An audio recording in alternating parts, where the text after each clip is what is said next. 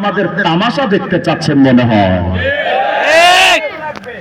ওলামায়ে কেরাম হাজারবার তাদের ব্যাপারে আমরা জাতিকে সতর্ক করছি, কিন্তু সর্বপ্রথম তাদেরকে তো রাষ্ট্রভাবে নিষিদ্ধ করা দরকার।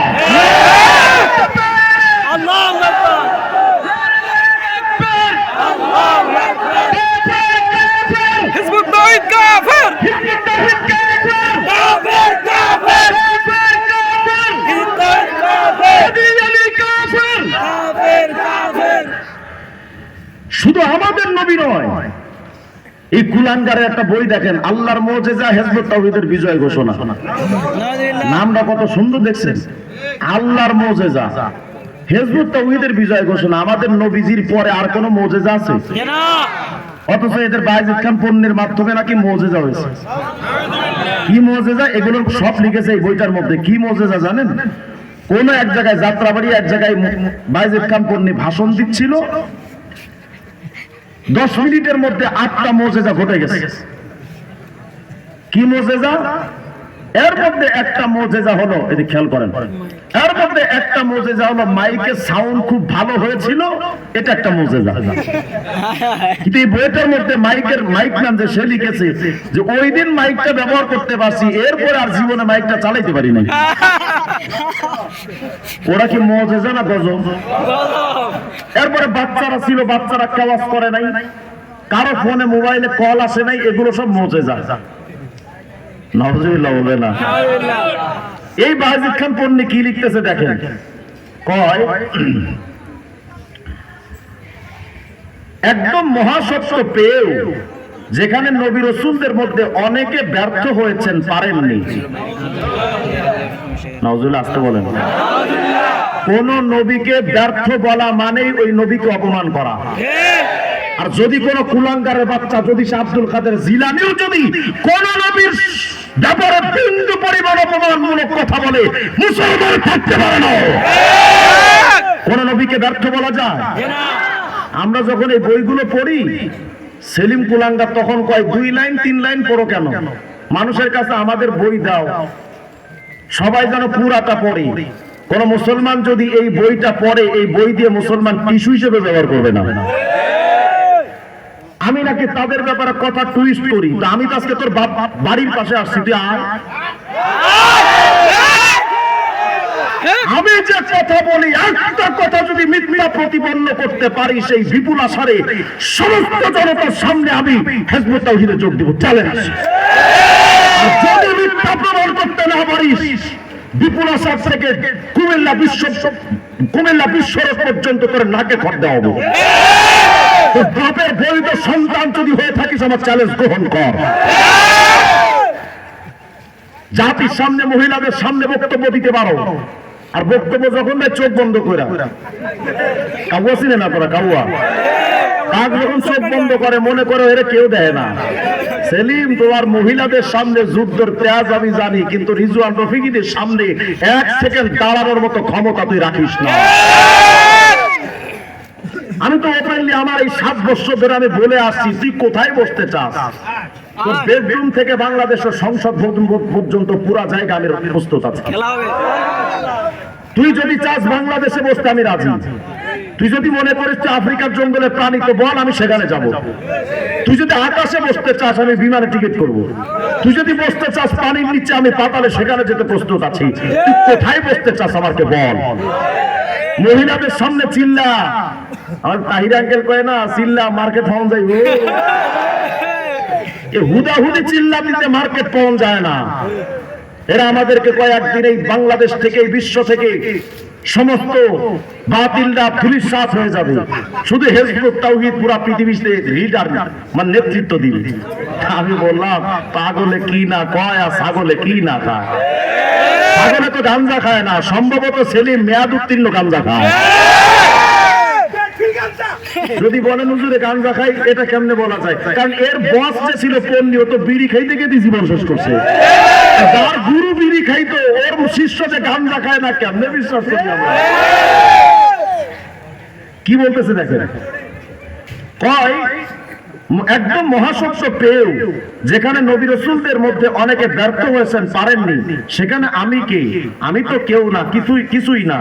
কি হবে কি হবে না এই সংশয় আমার ছিল 2008 সনের ফেব্রুয়ারি 2 তারিখ পর্যন্ত পূর্ণভাবে, যদিও সেটা আমাকে দমাতে পারেনি। এই জন্য যে আমি চেষ্টা করে যাব, নবী রাসূলরা পারেননি আর আমি কে? আমি চেষ্টা করে যাব। তার মানে এখানে আল্লাহ নাকি তারা বলছে, তাদের একটা ভিডিও বক্তব্য আছে, ভিডিও বক্তব্যের একটু অংশ এখানে লেখা নাই। ওই ভিডিও বক্তব্যের মধ্যে আছে বাইজিদ খান পন্নী বলছে যে একদম মহাসত্য পেয়েও যে কাজটা নবী রাসূলরা পারেননি, সেখানে আমি কে? আমি তো কেউ না, কিছুই না। কিন্তু ওই দিন আল্লাহ আমাকে সংশয় দূর করে দিলেন যে তুমি করো হবে, তুমি করো হবে। এই জালেমরা এই অংশটুকু বইতে লেখে নাই, ভিডিওর মধ্যে আছে, কিন্তু এটার মধ্যে লেখে নাই। কারণ জানে এই অংশটুকু এখানে থাকলে এটা তো মোছা যাবে না, ভিডিও তো ডিলিট করা যাবে, কিন্তু ভিডিও যে আমাদের কাছে সংরক্ষিত আছে সেলিমটা আর পায় না। নবী রাসূলরা যা পারেনি বাইজিদ খান পন্নী নাকি সেটা পারবে, আল্লাহ নাকি বলছে। আচ্ছা, আল্লাহ যদি বলে থাকে তাহলে নিশ্চয়ই সত্য কথা, কথা হয় না? আল্লাহ কি মিথ্যাবাদী হতে পারেন? তাহলে আল্লাহ যেহেতু বলছেন যে পন্নীরে যে তুমি করো তোমার দ্বারা হবে, তো বাইজিদ খান পন্নী তো মরার আগ পর্যন্ত করে গেছে, হইছে কই? হয় নাই। কথা হয় না? পুরা বিশ্বে কি বাংলাদেশেও মাত্র 5 থেকে 10-7 হাজার লোক হয়তো হিজবুত তাওহীদের এই ডাক গ্রহণ করেছে, আরো কম হতে পারে। কিন্তু আল্লাহ যদি বলে থাকে তোমার দ্বারা হবে, মানে পুরা বিশ্বে ইসলাম জয় হবে, এটা নাকি আল্লাহ তারা বুঝাইতে চাইছে। তো পুরা বিশ্বে তো ইসলাম প্রচার হয় নাই, এর আগে তো পন্নী ঠাড়া বইরা কবরে গেছে। তাহলে আল্লাহ তো মিথ্যা কথা বলতে পারেন না, হয়তো তোর দাবি মিথ্যা, নইলে হিজবুত তাওহীদকে যে বাইজিদ খান পন্নীকে আল্লাহ যেটা বলেছেন ওই আল্লাহর দাবি করা, আল্লাহর উপরে মিথ্যা চাপাচ্ছিস তোরা। শুধু নবীদের, অন্য নবীদের ব্যাপারে না, যেই নবী আমাদের ব্যাপারে এতটা কষ্ট করে গেছেন, আমাদের নবীর ব্যাপারে কি বলে দেখেন। এই যে একটা বই ইসলাম শুধু নাম থাকবে, এই বইটার 104 থেকে 105 নম্বর পৃষ্ঠা দেখেন কি বলছেন, একটু মনোযোগ দেন। বলেন আমাদের নবী যে পূর্ণ নবী ছিলেন, পরিপূর্ণ সফল একজন নবী ছিলেন, এই ব্যাপারে কোন মুসলমান প্রশ্ন তুলতে পারে না। আমাদের নবীকে কেউ যদি ব্যর্থ প্রমাণ করতে চায়, ও কি মুসলমান? দেখেন কাফেররা তুলতে পারে নাই। বাইজিদ খান পন্নীরা কি বলে, হিজবুত তাওহীদ বলে আল্লাহ রাসূল যখন এই দুনিয়া থেকে চলে গেলেন, তখন ওই দায়িত্ব স্বভাবত এসে পড়লো তার গঠন করা জাতিটির উপর, অর্থাৎ উম্মতে মুহাম্মাদের উপর। কারণ রাসূলের উপর আল্লাহর দেয়া দায়িত্ব তখনও পূর্ণ হয়নি। মানে আল্লাহ রাসূল তার দায়িত্ব পূর্ণ করার আগে কবরে চলে গেছেন। অথচ বিদায় হজের ভাষণে আল্লাহ পাক বলে দিয়েছিলেন, নবী আল্লাহ রাসূল সমস্ত সাহাবীদেরকে বলেছিলেন, এই সাহাবীরা, হাল বাল্লাগতুকুম রিসালাতি, হাল বাল্লাগতুকুম রিসালাতি, আমার রিসালাতের যে দায়িত্ব আল্লাহ আমাকে দিয়েছিলেন আমি কি তোমাদের কাছে পৌঁছে দিয়েছি? সমস্ত সাহাবায়ে কেরাম বলেছিলেন, ইয়া রাসূলুল্লাহ, বালা ইয়া রাসূলুল্লাহ, কদ বাল্লাগতা ওয়া আদাইতা ওয়া নাসাহতা। রাসূল আপনি আপনার সব দায়িত্ব পরিপূর্ণ করেছেন।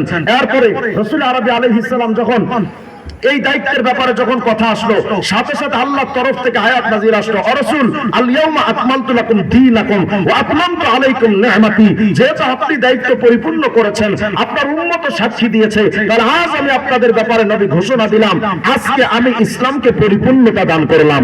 আচ্ছা বলেন, যেই ইসলামের পরিপূর্ণতা আল্লাহ ঘোষণা দিলেন, যেই ইসলামের দায়িত্ব আল্লাহর দায়িত্ব নবী পরিপূর্ণ করলেন, সোয়া লক্ষ সাহাবায়ে কেরাম নবীর দায়িত্ব পালনের ব্যাপারে সাক্ষী দিলেন। নবী হাত উঠিয়ে আঙ্গুল উঠিয়ে বলেছেন, আল্লাহুম্মা শাহাদ, আল্লাহুম্মা শাহাদ, আল্লাহুম্মা শাহাদ। আল্লাহ তুমি সাক্ষী থাকো, তুমি সাক্ষী থাকো, তুমি সাক্ষী থাকো, আমি আমার দায়িত্ব পরিপূর্ণ করেছি।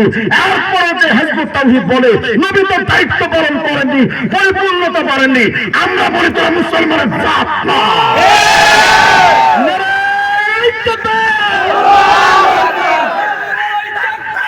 আল্লাহু আকবার।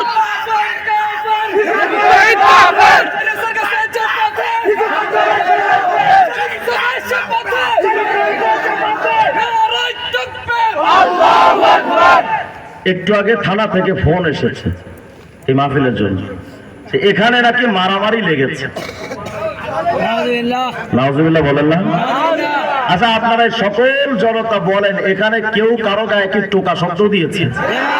তাহলে এই যে ফোনটা তারা থানায় করলো যেখানে মারামারি লেগেছে, আমি সেলিমকে সাবধান করে দিচ্ছি, পায়ের উপরে পা রেখে, সেলিম পায়ের উপরে পা রেখে ঝগড়া করার চেষ্টা করবি না। আমাদের পা থেকে যদি একবার জুতা খুলে যায় এমন লাথি খাবি ইন্ডিয়া কেউ কেউ পাবে না।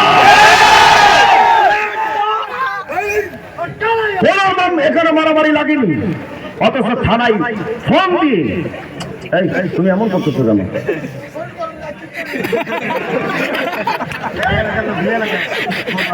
আওয়াজ দিয়ে বলেন আল্লাহু আকবার। বলেন আমরা এখানে কোনো মারামারি লেগেছি? এই যে ফোনটা যে করলো, প্রশাসনকে যে ক্ষিপ্ত করার চেষ্টা করলো, প্রশাসনের লোকদেরকে তো বোঝা দরকার যে ওরা আসলে ফিতনাবাজ, ফিতনা লাগানোর কথা। এখন এই যে অভিযোগটা করে এই আয়োজক কমিটিদেরকে যে ডিস্টার্ব করা হচ্ছে, এখন যদি এখান থেকে আমরা ওদের বাড়ির দিকে মুভ করি, ওদের বাপের ক্ষমতা আছে আমাদের ঠেকানো। তাহলে কেন ফোন করছে তারা? কেন ফোন করলো তারা? আল্লাহ আমাদেরকে হেদায়েত দান করেন। তবে আমি একটা জিনিস বুঝি কি জানেন, সেলিম তো যখন বক্তব্য দেয়, এদিক তাকান, সেলিম যখন বক্তব্য দেয় তখন মনে হয় যেন আসমান জমিনের সকল শক্তি ওর কাছে, এমন ভাবে বক্তব্য দেয়। কিন্তু আমি একটা জিনিস বুঝি, আমার কাছে তো অস্ত্র নাই, মিসাইল নাই, রাইফেল নাই, পিস্তল নাই, বোমা বারুদ গুলি কিচ্ছু নাই, কিন্তু আমার মনে হয় সেলিম যদি আমারে কোনোদিন দেখে নিশ্চিত হার্ট অ্যাটাক করে মারা যাবে না। এটা আমার কামালিয়াত না, এটা হকের শক্তি। বাতিলের কোনো শক্তি থাকে না, শক্তি হলো হকের। দেখেন তো আমাদের যে রাসূল আমাদের জন্য এত কষ্ট করে গেছেন, আচ্ছা বলেন তো, এটা বোঝানোর আগে ছোট্ট একটা কথা আপনাদের সামনে বলে নেই। সেদিন আমি একটা কিতাব পড়তেছিলাম, ইমাম শাফি রাহমাতুল্লাহ মাযহাবের একটা কিতাব, রিয়াদুর রাকায়েক ওয়া হিয়াতুল হাকায়েক, পৃষ্ঠা নাম্বার 153। শুনতেছেন তো কথা? আমাদের নবীর নাম মুহাম্মদ না? মুহাম্মদ শব্দ লিখতে কয়টা অক্ষর লাগে বলেন তো? কয়টা জানেন না? আকিস বিড়ির প্যাকেটে কয়টা বিড়ি থাকে এটা সবাই জানি আমরা। মুহাম্মদ শব্দ লিখতে 4টা অক্ষর লাগে, কয়টা? মিম হা মিম দাল, কয়টা?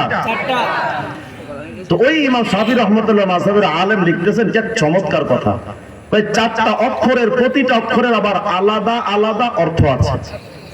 সুবহানাল্লাহ, সুবহানাল্লাহ। কি অর্থ তিনি লিখতেছেন? মিম আল উলা ইশারাতুন ইলাল মুলকিল আউয়াল ওয়া হুয়া দুনিয়া। মুহাম্মাদের প্রথম মিম মানে মুলকে আউয়াল, অর্থ দুনিয়া। মিম আত-থানিয়া ইশারাতুন ইলাল মুলকি সানি ওয়া হুয়াল আখিরা। মুহাম্মাদের দ্বিতীয় মিম মানে মুলকে থানি, অর্থ আখিরাত। মাঝখানের হা ইশারাতুন ইলার রাহমা, হা মানে আল্লাহর রহমত। শেষের দাল ইশারাতুন ইলাদ দাওয়াম, দাল মানে সদা সর্বদা। আবার শুনেন, মুহাম্মাদের প্রথম মিম মানে দুনিয়া, দ্বিতীয় মিম মানে আখিরাত, হা মানে আল্লাহর রহমত, দাল মানে সদা সর্বদা। আমাদের নবীর নামটা মুহাম্মদ দিয়া আল্লাহ তাআলা আমাদেরকে বুঝাইতে চান, এর উম্মতের দল শোনো, দুনিয়া থেকে আখিরাত পর্যন্ত সদা সর্বদা আমি আল্লাহর রহমত যদি পেতে চাও, আমার মুহাম্মদকে মানা ছাড়া আর কোনো বিকল্প রাস্তা নাই। তাহলে বলেন তো, নবীজিকে মানার দরকার আছে না নাই? এ কথা আমার না আল্লাহর। আল্লাহ বলেন আমার নবীরে মানো। কত আয়াত লাগবে আপনার আর কত হাদিস লাগবে আপনার, অথচ হিজবুত তাওহীদ কি লেখে দেখেন, ইসলাম শুধু নাম থাকবে বই, পৃষ্ঠা নম্বর 104 থেকে 105 লিখতেছে, রাসূলের উপর 133 থেকে 134 লিখতেছে, আল্লাহ রাসূলের ব্যক্তিগত কোনো কিছু মেনে চলার জন্য তিনি আমাদেরকে বলেননি। বলেন তো আমাদের নবীকে মানার হুকুমটা কার? নবীজি হাজারো জায়গায় বলেছেন, আলাইকুম বিসুন্নতি, আমার সুন্নাত পালন করো। এ কথা আমার না নবীজি? আচ্ছা বলেন তো, শুধু তাই নয়, হুজুর বলেছেন জামে সগীরের হাদিস, লাউ নাযালা মূসা সুম্মা তাবাতুমুহু ওয়া তারাকতুমুনি লাদালালতুম। যদি এই জামানায় মূসা নবীর আগমন হয়, পন্নী তো দূরের কথা, সেলিম তো দূরের কথা, এগুলো তো কাফের বেঈমান। আল্লাহর রাসূল, আল্লাহর নবী হযরত মূসাও যদি এই জামানায় আসে, নবী বলেন সুম্মা তাবাতুমুহু, তোমরা যদি মূসা নবীকে মানতে শুরু করো, ওয়া তারাকতুমুনি, আমি মুহাম্মদকে বাদ দিয়া যদি তোমরা মূসা নবীকে মানতে শুরু করো, লাদালালতুম, অবশ্যই তোমরা পথভ্রষ্ট হয়ে যাবে। তাহলে বলেন তো, আমাদের নবীর আগমনের পর বায়জিদ খান পন্নী আর সেলিমের মতো ছাড়াও তো দূরের কথা, সত্য নবী মূসা ঈসাকেও মানা যাবে না। কিয়ামতের আগে মূসা ঈসা নবী আসবেন, ঈসা নবী এসে আমার নবীর মতো টুপি পরবেন, নিজের ধর্মের মতো চলবেন না, আমার নবীর স্টাইলে দাড়ি রাখবেন, নিজের ধর্ম খ্রিস্ট ধর্ম অনুযায়ী না, আমার নবীর সুন্নতি পোশাক হযরত ঈসা নবী পরবেন, নিজের ধর্ম পালন করতে পারবেন না। তাহলে বলেন, যেই যুগে আমাদের নবীকে মানার জন্য ঈসা নবীর মতো জালিলুল কদর নবীও তাকে মানতে পারেন, সেই নবীকে মানার কথা নবী বলেননি। এই কথা কি কোন মুসলমানের না শয়তানের? সেই শয়তান কারা? এরপরে দেখেন, এই বইটার 131 নম্বর পৃষ্ঠার মধ্যে লিখেছে, প্রকৃতপক্ষে দাড়ি টুপি পাগড়ি জোব্বার সাথে ইসলামের কোনো সম্পর্ক নাই। আমি বললাম তোদের 14 গোষ্ঠীর সাথে ইসলামের সম্পর্ক নাই। বলে বোরকা শয়তানের আবিষ্কার করা। আমি বললাম সেলিম, তুই নিজে একটা শয়তান। তুই যেখানে থাকিস শয়তান দূরের থেকে তোর দিকে তাকা আর মিচকি মিচকি হাসে যে সেলিম তুই আমারও হারায় দিলি। আস্তাগফিরুল্লাহল আযীম। অসংখ্য জায়গায় কত প্রমাণ দিব আপনাদের। আজকে আপনাদের আরেকটা তথ্য আপনাদেরকে দিয়ে যায়, ওদের সামনে যখন বসবে কেউ দেখবেন ওরা বলে যে পৃথিবীতে যে ইসলাম চলছে এটা আসল ইসলাম নয়। আমি গত কয়েকদিন আগে এই পাশে এক জায়গায় আসছিলাম, ওখানে এই আলোচনাটা করেছিলাম। আমি আপনাদেরকে একটু ধারণা দিতে চাই, যেহেতু আপনারা বিপুল আশারের মানুষ, এই বাজারে আজকের পর থেকে সকলের সিদ্ধান্ত জানাতে হবে, বিপুল আশারে হিজবুত তাওহীদের কোনো দোকান দিতে দেওয়া হবে না। কোন মুসলমানের সম্পত্তি ওদের কাছে বিক্রি করা হারাম। কেন হারাম বললাম? একটা গোপন কথা আপনাদেরকে বলে দিই।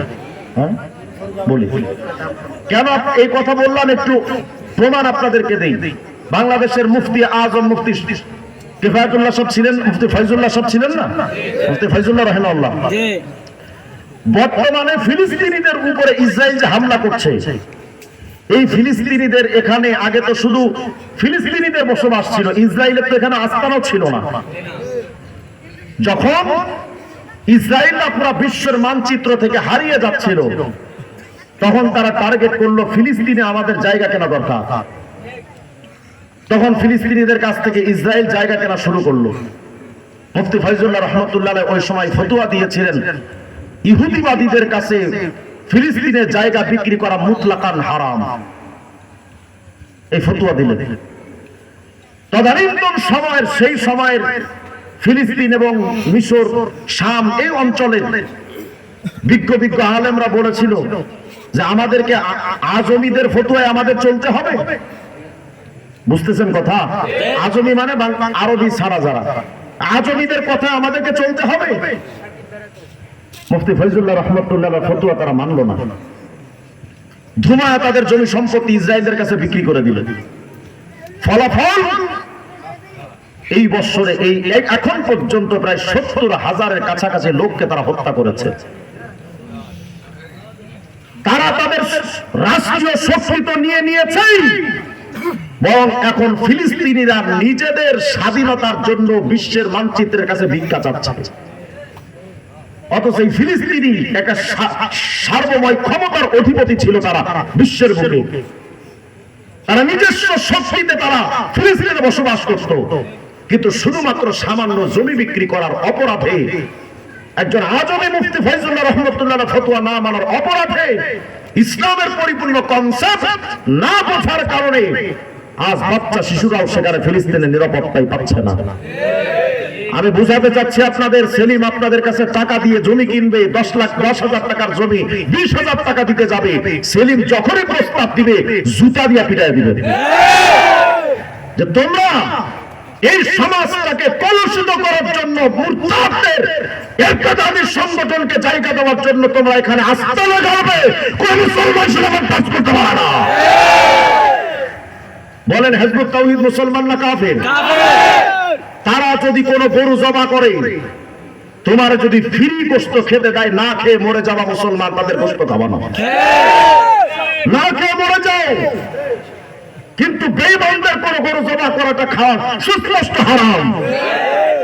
তারা তোমাদের কাছে আসবে, হরেক রকম মাল নিয়ে কম দামে তোমাদেরকে দিবে, কিন্তু মুসলমান জানো না যে তাদের এই কাজে সহযোগিতা করা তোমার ইসলামকে ধ্বংস করা। তোমার দোকান তারা ভাড়া নিতে আসবে বিপুলাসর বাজারে, তোমার দোকান মাসের পর মাস না ভাড়া হয়ে শেষ হয়ে যাক, কিন্তু তাদের কাছে তুমি যে ভাড়া দিলা, এই লোকগুলো তো এখানে শুধু ব্যবসা করতে আসেনি, মুসলমানদের ঈমান ধ্বংস করতে এসেছে। বাসা ভাড়া নিতে আসবে আপনার কাছে, 8,000 টাকার ভাড়া তোমার 10,000 টাকা দিবে তারা, কারণ ওদের তো টাকার অভাব নাই। কথা বলে না, কারণ বাতিলদের টাকা তো বিভিন্ন জায়গা থেকে আসে। কত জায়গা থেকে আসে এটা আমার কাছে প্রমাণ নাই বলে আমি কিছু বলবো না, তবে আমরা এটা ভালো করেই জানি, ইসলাম বিদ্বেষী, আলেম বিদ্বেষী যারাই বাংলাদেশে কাজ করে, তাদের পেছনে ইহুদিবাদ এবং খ্রিস্টবাদ মেহনত করে। তাদের টাকার অভাব নাই, তারা আপনাকে টাকা দিয়ে আপনাকে ভরে দিবে, কিন্তু আপনি মুসলিম হিসেবে আপনার ইসলামকে হেফাজতের জন্য বলেন তো, এই এলাকায় যদি কোনো চোর এসে আপনার বাড়ি ভাড়া নিতে চায়, আপনি কি কোনো চোরকে বাড়ি ভাড়া দিবেন? কেন? কারণ চোর। তো সম্পদ চোরকে যদি বাড়ি ভাড়া না দেওয়া যায়, ঈমান চোরকে জায়গা দেওয়া যায় না। ওরা তো ঈমান চোর। যদি বলেন কেন ঈমান চোর, আমি আপনাদেরকে একটা প্রমাণ দিই। হিজবুত তাওহীদের প্রথম যে দাবি, বিরক্ত হচ্ছেন না তো আপনারা? এগুলো আপনাদের জানতে হবে। হিজবুত তাওহীদের ব্যাপারে আপনাকে জানতে হবে, মনে রাখতে হবে, হিজবুত তাওহীদ কিন্তু বউ ভাগানো সংগঠন। এরা কখন যে আপনার বউরে ভাগায় নিয়ে যায় বোকা চান্দু টের পাবে না। আরে গত 2 বছর আগে হয়েছে এখানে সোনাইমুড়ি, 2 বছর না 1.5 বছর আগে আমার কাছে লোকটা নিজে ফোন দিয়েছে।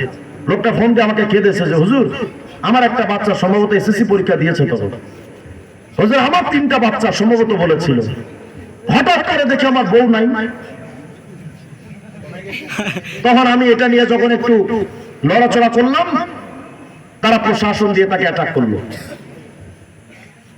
এভাবেই তারা আপনার কাছ থেকে আপনার বউটাকে ভাগায় নিয়ে যাইব। তখন তুমি বৈশা বৈশা গান গাইবা, ও টুনির মা তোর টুনি কথা শোনে না।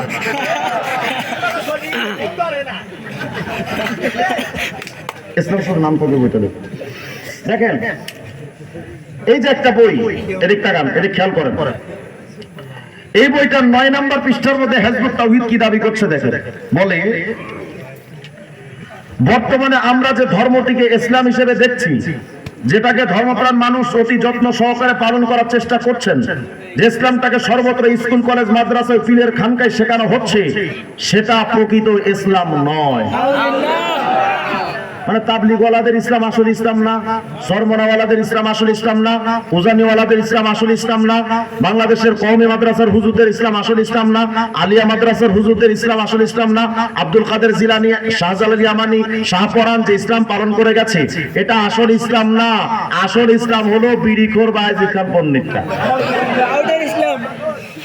আচ্ছা আচ্ছা, এরপরে দেখেন কি লিখেছে ইসলামের প্রকৃত রূপরেখা।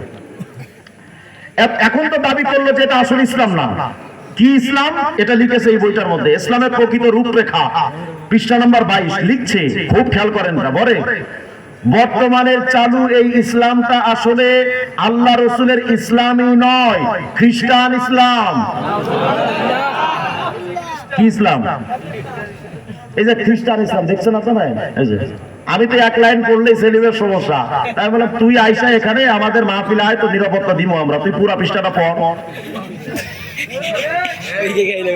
যে লোকটা দাবি করতে পারে এটা খ্রিস্টান ইসলাম, এখানে আর কোনো ব্যাখ্যা দরকার আছে? আচ্ছা বলেন তো, আমাদের ইসলাম কি খ্রিস্টান ইসলাম? এটা কি কোনো মুসলমান বলতে পারে? শয়তানও তো দাবি করতে পারে না এক পর্যন্ত। আচ্ছা, এতক্ষণ তো দাবি করলে এটা আসল ইসলাম নয়, খ্রিস্টানদের ইসলাম। এখন প্রশ্ন হলো আসল ইসলাম কোনটা, ওদের দাবিতে আসল ইসলাম কোনটা এটাও তো জানা দরকার। দেখেন তো ওরা কি দাবি করে। ইসলাম শুধু নাম থাকবে বইটা দেখেন 109 নম্বর পৃষ্ঠা, ইসলাম শুধু নাম থাকবে বইয়ের 109 নম্বর পৃষ্ঠা। যাত্রাবাড়ি এলাকায় কিছু হকার দেখছেন না আপনারা? দেখছেন হকার? আপনাদের এলাকায় দেখবেন কিছু হকার আইসা পায়, দাদা ভাই চুলকানি খাউজানি এটা সেটা বহুত রোগে ভুগছেন, বিভিন্ন জায়গায় দৌড়াদৌড়ি করেছেন দাদা ভাই, কিন্তু আজ পর্যন্ত আপনার কোনো ফায়দা হয় নাই, আজকে এসেছে আপনার জন্য পাগলাম হলো মাত্র 10 টাকা, হ্যাঁ না? মানে এরা এমন ভাবে চাপাবাজি করে যে ওদেরটাই ঠিক আর কিছু ঠিক না। সেলিমদের বক্তব্যগুলো ঠিক ওই হকারের মতোই। দেখেন কি লিখেছে, ইসলাম শুধু নাম থাকবে বইয়ের 109 নম্বর পৃষ্ঠা। আগে দাবি করছে আমাদের ইসলাম খ্রিস্টান ইসলাম, এখন বলে এ জাতির জন্য বিরাট আশার কথা ও সুসংবাদ এই যে 1300 বছর আগে হারিয়ে যাওয়া, মানে ইসলাম নাকি 1300 বছর আগে হারায় গেছে। 1300 বছর আগে হারিয়ে যাওয়া সেই প্রকৃত ইসলাম আল্লাহ আবার দয়া করে এ জামানার ইমামুজ্জামান, দি লিডার অফ দ্য টাইম, জনাব মোহাম্মদ বাইজিদ খান ফয়িন্নিকে বুঝিয়ে দিয়েছে। মানে 1300 বছর আগের ইসলাম চলে গেছে, এখন যেটা আছে খ্রিস্টানদের ইসলাম, একমাত্র আসল ইসলাম আছে ফয়িন্নির ইসলাম। আচ্ছা, এরপরে দেখেন আসল সিস্টেমটা।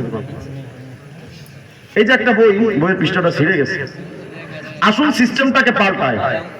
এই বইটার 20 নম্বর পৃষ্ঠা লিখতেছে এখানে,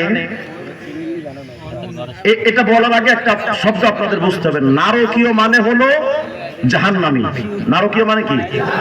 নার মানে জাহান্নামী, নরক বলি না আমরা, নরক, নরক থেকে নারকীয় মানে জাহান্নামী।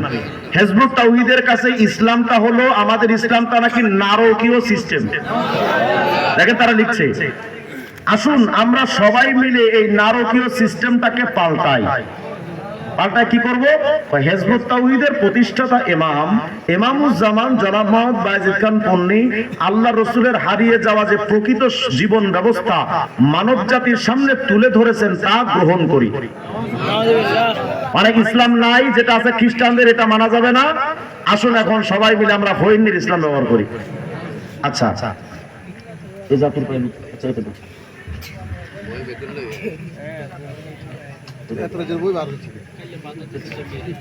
এই যে আরেকটা বই, এ জাতির পায়ে লুটিয়ে পড়বে বিশ্ব। এই বইটার মানে কি দাবি করছে দেখছেন তো?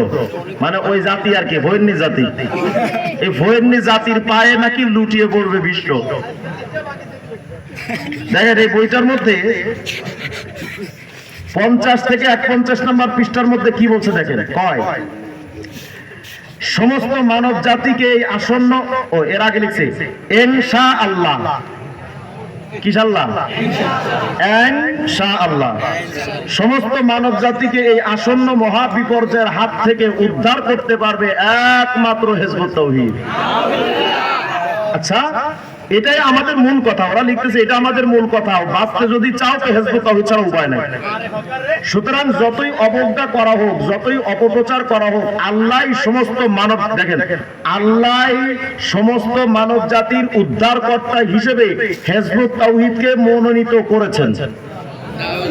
মানব জাতিকে এই অবস্থা থেকে উদ্ধার করার সমাধান আল্লাহ হিজবুত তাওহীদের কাছেই দিয়েছেন। তাই এই মহাসত্যকে যারা গ্রহণ করবে না তাদের মুক্তির উপায় নাই। তাহলে আমরা তাদের এই বক্তব্যগুলো থেকে বুঝলাম যে হিজবুত তাওহীদ আসল ইসলাম। তাদের বক্তব্য থেকে এটা বুঝলাম না যে তারা দাবি করতে চায় তাদের ইসলামটা আসল ইসলাম। আচ্ছা, এখন দেখি আমরা আসল ইসলাম কি, আসল ইসলামের বাস্তবতাটা কি। আমাকে আগে আপনারা এই স্বীকৃতি দেন তো, ইসলাম ধর্ম যেটা হবে তার মধ্যে ঈমান থাকবে না থাকবে না? ইসলামের মূল ভিত্তি তো 5টা, বুনিয়াদ ইসলাম আল আরকান। এর মধ্যে সর্বপ্রথম হলো ঈমান। সর্বপ্রথম কি? এটা আমার কথা না নবীজির কথা?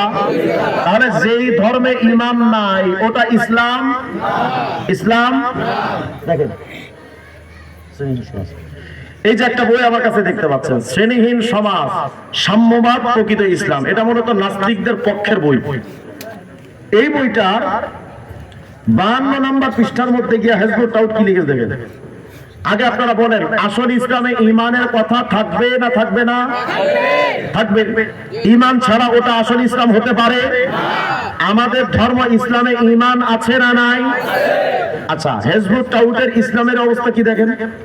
এই বইটার শ্রেণী সমাজ বইয়ের 52 নম্বর পৃষ্ঠা লিখেছে, আমরা বলি না যে আপনারা আল্লাহ বিশ্বাসী হয়ে যান, মুমিন হয়ে যান, পরকালে বিশ্বাসী হয়ে যান।